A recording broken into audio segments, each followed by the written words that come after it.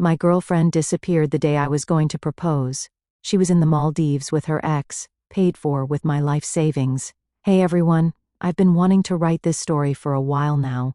It's pretty long and complicated, but I need to get it off my chest. This all happened last year, and even though I'm doing way better now, I still think about how everything went down. I, a 27-year-old male, was dating Madison, a 24-year-old female, for almost 2 years. We met at my friend Kyle's housewarming party. She was friends with Kyle's girlfriend. I remember exactly how we met because she accidentally spilled her drink on my new shoes and, instead of being embarrassed, she just laughed and said, "Well, now you have to talk to me." That's the kind of person Madison was, or at least the person I thought she was. Madison worked in marketing at a big company downtown. She was really good at her job, always talking about these creative campaigns she was working on. She was the type of person who got excited about literally everything: new restaurants, random street festivals, even grocery shopping. She had this energy that just made everyone around her feel more alive, you know? We started dating pretty quickly after we met. Everything felt easy with her. We liked the same movies, except for horror movies, which she hated, had the same sense of humor, and wanted the same things in life. Or at least, that's what she told me about 3 months into dating. Madison started telling me about her ex, Jace. He was this stereotypical bad boy type, rode a motorcycle, covered in tattoos, worked as a tattoo artist at some fancy shop downtown. According to Madison, their relationship was super toxic. She'd tell me stories about how he'd just disappear for days without texting, how he'd always choose hanging out with his friends over her, how he'd make her feel like she wasn't good enough. I remember this one night we were sitting on my couch, watching some random Netflix show, and she started crying out of nowhere. When I asked what was wrong, she told me about how Jace once forgot her birthday because he was too busy at some motorcycle rally with his friends. She said being with me made her realize what a real relationship should feel like. Man, I ate that stuff up. I was so focused on being the good guy who could help her heal from her past relationship that I missed all the red flags, like how she still followed all his social media accounts just to see how much better she was doing, or how she'd randomly bring him up in conversations that had nothing to do with him. Things were really good between us, though. We had all these plans for the future. We'd talk about where we wanted to live. She loved the idea of a house with a big kitchen. How many kids we might want, she said 2, I wanted 3. Even what kind of dog we'd get, she insisted on a golden retriever. I started looking at rings about 6 months ago. Nothing fancy, but I knew she liked oval diamonds because she had a Pinterest board full of them. Yeah, I know how that sounds, but when you think you've found the right person, you notice these little details. We even opened a joint savings account specifically for future travel plans. We both put in a portion of our paychecks each month, planning to take this big trip to Europe next year. Madison was really excited about going to Paris. She had this whole itinerary planned out already. Looking back now, I can see there were warning signs, like how she'd get weird whenever Jace's name came up in conversation with our friend group, or how she'd sometimes go quiet and distant when she was on her phone but then brush it off as just work stuff. But you know how it is when you're in love, you make excuses for the person. Tell yourself you're just being paranoid. Her best friend, Ashley, was around a lot too. They'd been friends since high school, and Ashley was always at our place. She and Madison would have these long conversations in the kitchen while I played video games or worked on my laptop. I thought it was nice that Madison had such a close friend, especially since Ashley always told me how happy she was that Madison had found someone like me. God, I was so stupid, so freaking stupid. But I'm getting ahead of myself here. The point is, I really thought Madison was it for me. I was planning to propose on our upcoming vacation, had it all planned out, nice dinner, sunset walk on the beach, the whole thing. I even talked to her parents about it, they seemed happy about it. I thought I knew her inside and out. We had our little routines, our inside jokes, even a dumb tradition where we'd race to see who could brush their teeth faster. She always won, mostly because I got distracted watching her smile in the mirror. I never doubted for a second that we were on the same page. Sure, she had been a little distant lately, checking her phone more, getting lost in thought, but I chalked it up to stress. Work had been brutal for her, and I figured she just needed space. It was a regular Tuesday when everything shifted, though I didn't realize it at the time. Madison and I had breakfast together like we always did. She made those weird protein pancakes she was obsessed with. Honestly, they tasted like flavored drywall, but I pretended to like them because it made her happy. She was in a surprisingly soft mood that morning, quieter than usual but not in a bad way, just reflective. As I was rinsing my plate, she wrapped her arms around me from behind, resting her head against my back. "I appreciate you, you know that?" she said, her voice steady but almost wistful. "I don't say it enough, but I love you for everything." I turned around, smiling. "I know, but you can say it more if you want." I kissed her forehead, brushing it off as just another one of her random sentimental moments. She had a big presentation at work that day, so I figured she was just caught up in her thoughts. She kissed me goodbye like always, grabbed her bag, and walked out the door with a quick, "See you tonight." That was the last time I saw her. At first I didn't think much of it.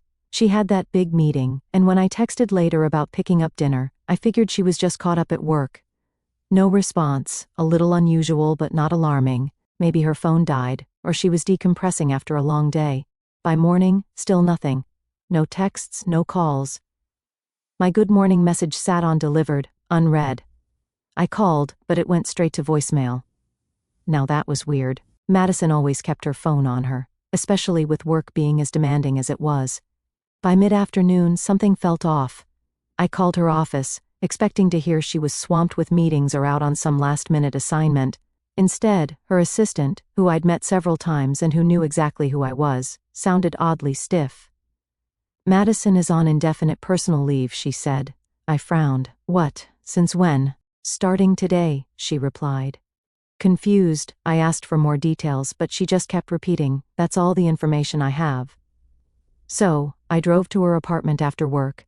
Used the key she gave me 6 months ago. Everything looked normal at first. Her clothes were still there, her favorite coffee mug was in the sink, her laptop was on the desk. But then I noticed her passport was gone, and her emergency cash box she kept in the closet was empty. That's when I started really freaking out. I called her parents. This is where it gets weird. They seemed completely unbothered. Her mom just said, "Oh, Madison probably needs some time to think about things. You know how she gets." "No, Karen. I don't know how she gets, because your daughter has never disappeared without a word before." She just gave a vague sigh and mumbled something about Madison needing space. Space? Space from what? From me? From our life? From the proposal I was planning? My heart was pounding, but her parents acted like this was just a phase. Something normal. Like I was overreacting for wanting to know where the hell the woman I loved had gone. I tried calling hospitals. None had any record of her. Checked with her gym, even called our regular takeout places to see if anyone had seen her. Nothing. After 3 days of her disappearing, I filed a police report, but they were useless. They said since she left voluntarily and there were no signs of foul play, there wasn't much they could do. Ashley, her supposed best friend, was acting strange too. When I called her, she picked up with an annoyed sigh, like she'd been expecting my call and was already over it. "What do you want?" she snapped. No fake concern, no small talk, just irritation. "Have you heard from Madison?" "No," she said flatly. "I haven't." But something in her tone felt off. She wasn't confused or worried, she sounded bitter. "She didn't say anything to you?" I pressed. Ashley let out a sharp laugh. "I'm sure she's fine. Maybe she just needed space." That word again, space. The same thing her mom had said. "Space from what?" She scoffed. "Oh, I don't know, maybe from all of this." Before I could respond, she cut in, her voice ice cold. "Maybe take the hint and move on." Then she hung up. I stared at my phone, uneasy. Ashley definitely knew something, and whatever it was, she despised Madison for it. But I brushed it off, figuring it was just some drama between them. One of those things I'd never understand. I started having trouble sleeping. I kept thinking, maybe I missed something. Was she unhappy? Did I do something wrong? I went through our recent texts, our pictures, our conversations. Everything seemed normal. We just booked concert tickets for next month. She'd been planning my birthday party. None of it made sense. Then I remembered our shared account. We'd opened it for travel savings, both putting in money each month for our future trips. When I logged in, my stomach dropped. There were withdrawals, big ones. Not from our city, not even from our country. The transactions were from the freaking Maldives. The charges told a story I wasn't ready to read. Luxury resort bookings, couples massage appointments, romantic beachfront dinners. While I was losing my mind worrying about her, she was living it up on some tropical island. I spent hours going through those bank statements. Every charge, every withdrawal painted a clearer picture. The timeline started before she disappeared, small withdrawals at first, then bigger ones. She'd definitely been planning this. I called the resort listed on the charges, told them I was trying to confirm a reservation for Madison Williams. The receptionist was super helpful. "Oh yes, Miss Williams and Mr. Walker are enjoying their stay with us. Would you like me to leave them a message?" Mr. Walker, Jace Walker, her toxic ex. That's when I lost it. Sitting there staring at my laptop screen, everything started making sense in the worst way possible. The late-night work calls, the times she was too busy to hang out, her suddenly wanting to open a joint account for our future. She'd been setting this up for weeks, maybe months. I messaged Ashley again, this time letting her know I'd found out about the Maldives. Her response? Radio silence for an hour, then a bunch of photos in my inbox. Madison and Jace together, on beaches, at restaurants, looking happy as could be. I stared at the screen, my mind unraveling. Was any of it real? The quiet mornings, the late-night talks, the plans for our future? Had she already checked out while I was still holding on? How long had this been going on? Had everyone known but me? I thought back to her mom's detached voice, the weird tension in Ashley's words. The way Madison had hugged me that last morning. Like it was some kind of goodbye. After Ashley sent those photos, she asked to meet in person. We met at this little coffee shop downtown, neutral territory, I guess. She looked terrible, like she hadn't slept in days. Turns out she had her own mess of a story to tell. Remember how Madison always talked about Jace being this toxic ex who treated her badly? Well, according to Ashley, that wasn't exactly true. Yeah, they had their problems, but Madison was just as responsible for their breakup as he was. She'd always wanted him to be something he wasn't, wanted him to get a real job instead of being a tattoo artist, wanted him to dress differently, basically wanted to change everything about him. Here's the really messed up part. When Jace and Madison broke up 2 years ago, it wasn't just because of their problems. Madison had been pushing him away on purpose, trying to make him feel bad about himself. She wanted him to regret losing her. That's where I came in. Ashley told me Madison had spotted me at a few local shows before Kyle's party. Turns out that drink spill wasn't so accidental. She'd picked me out specifically because I was different from Jace in every way. Stable job, clean-cut look, the type of guy her parents would love. The complete opposite of her bad boy ex. But here's where it gets even worse. About 6 months into our relationship, Madison set Ashley up to date Jace. She played it off like a casual suggestion. You guys would look cute together. Madison wanted control. She wanted someone inside Jace's life, feeding her details, making sure he wasn't moving on. And Ashley, loyal to a fault, went along with it. Once Ashley and Jace actually started dating, Madison lost it. Suddenly she needed updates, constant ones. Where did you go? What did he say? Did he look happy? It wasn't curiosity, it was obsession. She even made Ashley take pictures whenever she was out with Jace, analyzing every shot like she was gathering evidence. Ashley admitted she felt terrible about it, but Madison was her best friend since 9th grade. She'd always put Madison first, so, when Madison asked her to date Jace to keep an eye on him, Ashley agreed. The whole time Ashley was dating Jace, she was feeding information back to Madison. 3 months ago, Jace broke up with Ashley, told her straight up that he'd only dated her to make Madison jealous, that he'd never stopped loving Madison. Ashley was devastated, but Madison was thrilled. That's when they started planning their great escape to the Maldives. Ashley showed me their text conversations. Madison had been planning this for weeks. She'd picked that specific Tuesday to leave because she knew I had a big project at work and wouldn't notice her being gone right away. This wasn't impulsive. It wasn't some moment of weakness. The joint account? That was Jace's idea. He told her to get me to put in as much money as possible before they left. They'd use it to fund their new life together. Madison had even laughed about it in their texts, saying how funny it was that I was basically paying for her romantic getaway with another guy. I asked Ashley why she was telling me all this now. She said Jace and Madison had promised to stay in touch, to include her in their new life. Instead, they blocked her on everything. The day they left, she'd been nothing but a pawn in their game, just like me. The whole time Ashley was talking, I kept thinking about all the moments I thought were real. Madison cried about how badly Jace had treated her. All those times she said she was so happy to have found someone who really cared about her. Every single "I love you." All lies. Ashley tried apologizing, saying she should have told me sooner, said she didn't realize how far Madison would take things. I just got up and left. What was there to say? She'd helped her best friend scam me emotionally and financially for 2 years. That night, I made some decisions about what to do next. I had access to all our shared accounts, and Madison had no idea I knew what she'd done. I wasn't about to let them enjoy my money while laughing about how stupid I was. I sat down with my laptop and made a list of every account Madison and I shared. The travel savings account was the biggest one, but there were others. Netflix, Hulu, Amazon Prime, our phone plan, even this monthly food subscription box she loved. First thing I did was download all the bank statements and transfer them to my lawyer. Yes, I got a lawyer. My cousin works at a law firm and helped me out. The statements showed Madison had withdrawn almost $118,000 from our joint account.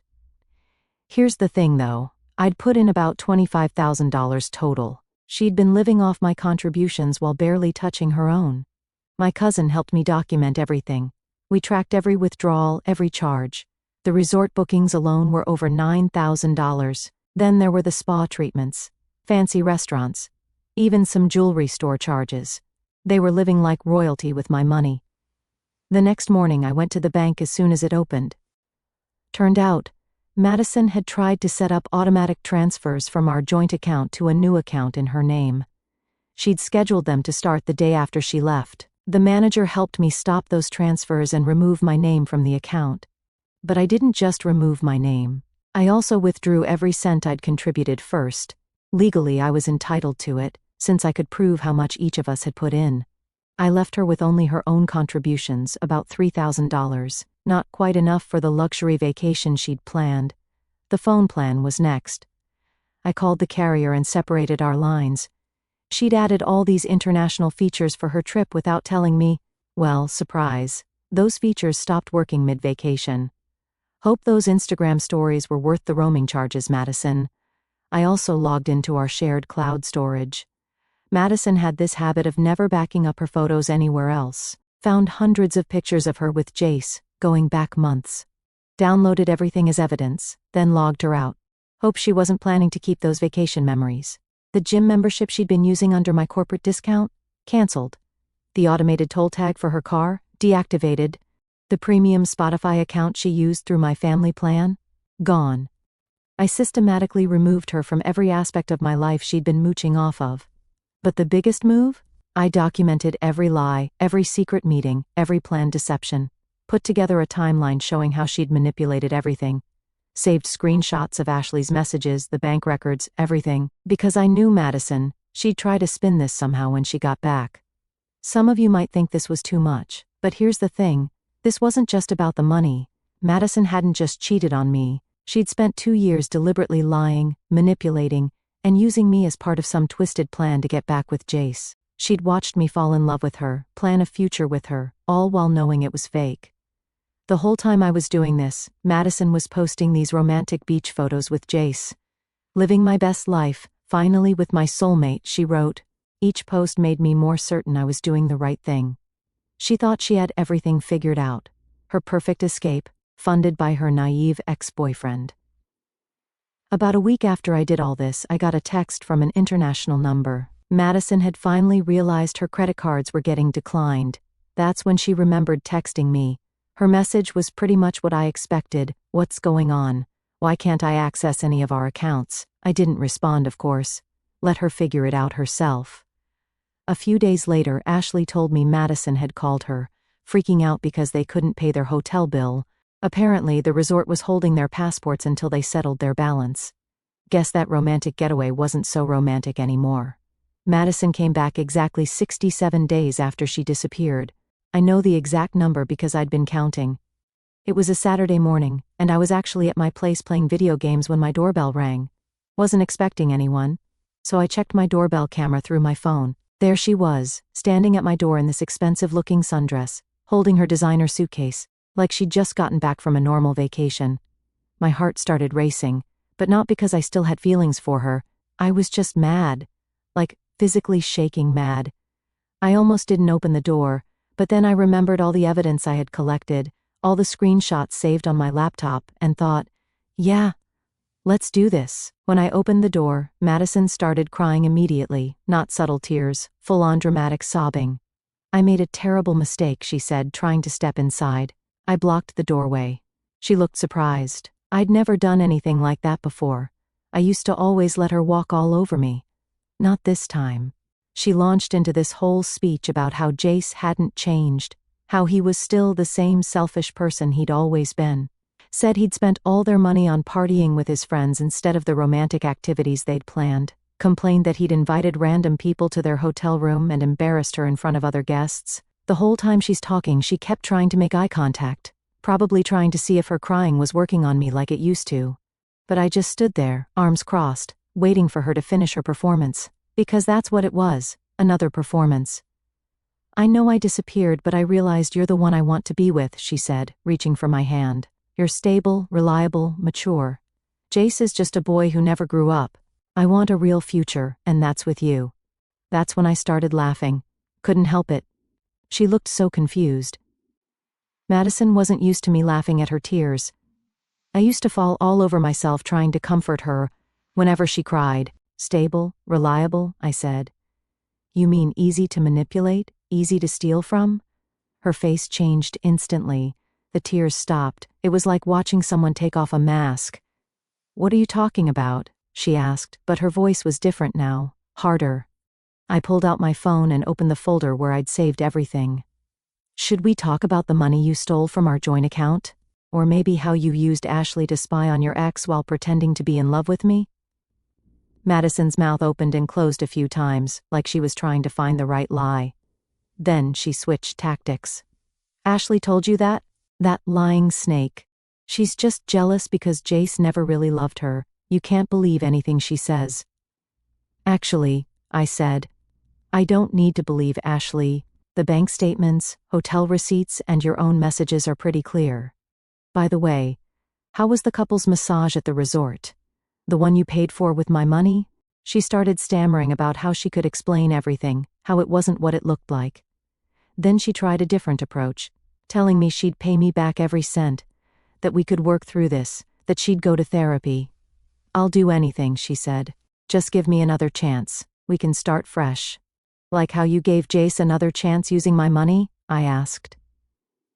Speaking of money, how'd the rest of your vacation go after I took back my contributions from our joint account? Her face went pale. Finally, she understood that I knew everything. No more manipulation, no more lies, no more playing the victim. She'd been caught, and she knew it. You had no right. She started yelling. That was our money. You ruined everything. Do you know how embarrassing it was when our cards got declined at the resort? They kept our passports until Jace's friend wired us money. I just smiled. Actually, I had every right. I have proof of exactly how much money was mine. You're lucky I didn't report you for fraud. That's when she completely lost it. Started screaming about how I'd never find anyone like her, how I'd regret this, how she'd tell everyone I was abusive and controlling. Real classy stuff. I didn't say anything, just pulled out my phone again and pressed record. Let her keep screaming, more evidence for my lawyer just in case. Finally, she ran out of steam, stood there on my porch, mascara running down her face, looking nothing like the confident person who'd shown up at my door. I loved you, she said quietly, trying one last time. No, I replied. You loved what you could get from me. There's a difference. Then I closed the door, listened to her yell for a few more minutes before she finally left. Watched on my doorbell camera as she rolled her suitcase to her Uber, probably heading to her parents' house since she didn't have her own place anymore. About 3 days after she showed up at my door, I started getting weird messages from friends asking if I was okay. Didn't think much of it at first, until my sister called me, sounding really worried. Have you seen what Madison posted about you? She asked. I hadn't. I'd blocked Madison on everything after she left that day, but my sister sent me screenshots, and man, Madison had gone full psycho with her revenge plan. She'd written this long post on Facebook. Yeah, people still use it. About how I'd been financially and emotionally abusive throughout our relationship. Said I'd isolated her from friends, controlled all her money, and monitored her social media. According to her post, she'd escaped to the Maldives to get away from my abuse, and was only now strong enough to speak her truth. The post was filled with carefully selected screenshots of our text conversations, all taken completely out of context. Like when I asked her where she was going one night because we had dinner plans, she twisted it to make it seem like I was controlling. Or when I questioned a weird bank charge, which turned out to be from her secret date with Jace, she made it look like I was financially controlling. She even posted photos of herself crying, claiming they were taken during our relationship. I recognized one. It was from when she was fake crying about Jace forgetting her birthday. Now she was using it as evidence of my supposed abuse. The worst part? People were believing her. My phone started blowing up with angry messages. People I hadn't talked to in years were coming out of nowhere to tell me what a terrible person I was. Someone even found my work email and sent the post to my boss, suggesting they should reconsider employing an abuser. I felt like I was going crazy. Madison had spent 2 years manipulating me, stealing from me, and cheating on me, and now she was somehow making herself the victim. But remember Ashley? Turns out, Ashley had kept all their messages, every single conversation about their plan to manipulate me, every discussion about using my money. And Ashley had finally had enough of Madison's games. I didn't even ask Ashley to help, she did it on her own. She made her own post, sharing the actual screenshots of their conversations, posted the bank statements showing how Madison had stolen my money, shared photos of Madison and Jace together from when we were still dating, with timestamps proving she'd been cheating. Ashley even shared the messages where Madison laughed about using me as her backup plan, and joked about how I was paying for her romantic getaway with Jace. The actual truth made Madison's abuse claims look exactly like what they were, a desperate attempt to save face. The fallout was intense. People started deleting their supportive comments on Madison's post. Some even apologized to me publicly. Madison's own cousin messaged me, apologizing for believing her lies. The post to my work email was retracted. Madison tried to delete everything, but screenshots last forever. She disabled her Facebook account, but it was too late. The damage to her reputation was done, and this time, it was damage caused by the truth, not by lies. Then Jace got involved, but instead of defending Madison, he posted his own story. Turns out, she'd been lying to him too. All those times she told me he was toxic and abusive, she was telling him the same things about me. She'd played us both, using each of us to make the other jealous. The messages started changing, from people calling me an abuser to people warning each other about Madison. Several of her ex-friends came forward with stories about how she'd manipulated them too. It was like watching years of lies unravel in real time. Madison tried one last desperate move. She made a new post, claiming Ashley and I were working together to ruin her life, claimed all the screenshots were fake, said Jace was lying because she'd rejected him. But nobody was buying it anymore. Last I heard, she lost her job too. Turns out taking 2 months of emergency leave for a beach vacation doesn't go over well with employers. At this point, I'm done with the drama and just focusing on myself. It's been nice not having to deal with Madison's chaos, and honestly, life's been way more peaceful without her in it. Final update. Hey Reddit, some of you asked for an update on my situation with Madison. Well, karma finally caught up with her, and it's been wild. After losing her job and getting exposed on social media, Madison's life basically fell apart. Her parents finally stopped enabling her and told her she needed to get a job if she wanted to keep living with them. She ended up working at this small marketing agency, way below her previous position. But here's where it gets interesting. Remember Jace? Turns out, he wasn't done playing games either. A mutual friend told me he started dating Madison's younger sister. Yeah, you read that right. The same guy Madison threw away everything for is now with her sister. According to my friend, Madison found out when she saw them together at their parents' house during Sunday dinner. Madison completely lost it, started throwing things, screaming about how her sister betrayed her. Her parents had to physically remove her from the house. They finally realized how unstable she really was, and made therapy a condition for her to ever come back. Last week, she showed up at my new apartment. No idea how she got my address, She looked terrible. Nothing like the polished marketing executive she used to be. Said she'd realized how badly she messed up. Claimed losing me was the biggest mistake of her life. When I didn't immediately respond, she started listing all the ways Jace had wronged her. How he'd spent all their money in the Maldives. How he'd embarrassed her in front of other guests. How he never really changed. Then she switched to talking about how perfect we were together. How she'd give anything for another chance. I just let her talk. The whole time she was going on about how much she'd changed, she never once acknowledged how her actions affected me. It was all about her pain, her growth, her suffering. Classic Madison. Then she dropped the real reason for her visit. She needed money. Apparently she's drowning in credit card debt from the Maldives trip. Jace had convinced her to put everything on her cards after I froze the joint account. She actually thought I might help her pay it off. I just laughed and shut the door. Through the door I heard her yell, "I've changed. I'm different now." Yeah, so different that she's still trying to use me for money. The best part? My new girlfriend, Sarah, who Madison didn't know about, was inside the whole time, trying not to laugh. We'd just gotten back from dinner when Madison showed up. Sarah's the complete opposite of Madison, honest, independent, and actually empathetic. We've been dating for 6 months, and it's honestly shown me what a healthy relationship should be like. Madison still tries to reach out through fake social media accounts sometimes. She'll send long messages about destiny and soulmates, usually late at night. Each one gets blocked immediately. Sarah and I actually turn them into a game. We try to guess how many sentences it'll take before Madison mentions needing money. Last I heard, Madison's sister and Jace are actually pretty serious. They're moving in together next month. Madison had to quit her new job because she couldn't handle seeing their photos on social media. She's living in some small apartment her parents help pay for, still doing therapy but mostly just complaining about how unfair her life is. Looking back, I'm actually grateful for everything that happened. If Madison hadn't shown her true colors, I might have married her and discovered all this years later. Instead, I'm with someone who makes me genuinely happy, and Madison's left dealing with the consequences of her own actions.